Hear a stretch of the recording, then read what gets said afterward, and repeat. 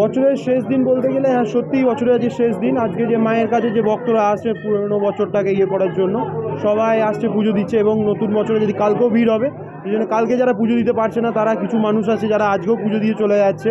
আজকে আবার বলতে গেলে পঞ্চমী তিথি আছে, কৃষ্ণপক্ষের আজকে রবিবার, সবাই আসছে, ছুটির দিনও আছে, ওই জন্য মানুষের কাছে যে ভিড়টা একটু বেশি আছে।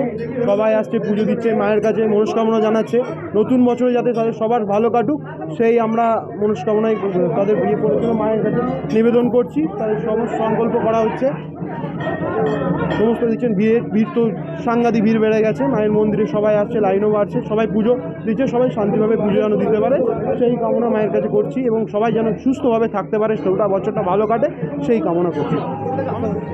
আমরা এসেছি শ্যামনগর থেকে। হ্যাঁ, প্রতি মাঝে মাঝেই আসা হয়, প্রতি বছর আসা হয় না। প্রার্থনা যেটা করবো সেটা তো বলতে পারবো না, তবে এটাই চাইবো যাতে সবাই ভালো থাকে। কেমন লাগছে এসে খুবই ভালো লাগছে। আমরা যেটার জন্য এসেছিলাম সোনাঝুরির হাট, সেটা দেখেছি, খুব ভালো লেগেছে। আর কঙ্কালীতলায় প্রথমবার, তারাপীঠে আসা হয় কিন্তু এখানে আসা হয় না। ওভারঅল খুবই ভালো লাগছে।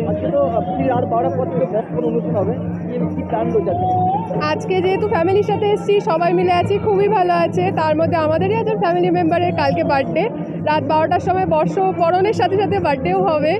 এই নিয়েই আনন্দ করবো ফ্যামিলির সাথে, এটাই ইচ্ছা। আমরা আসছি বারাসাত থেকে। হ্যাঁ, আজকে এখানে পুজো দিতে এসেছি। আমরা এখানে ট্যুরিস্ট হিসেবেই এসেছি, আমার ফার্স্ট টাইম এখানে। তো ভালো লাগছে, পরিবেশটা খুব ভালো।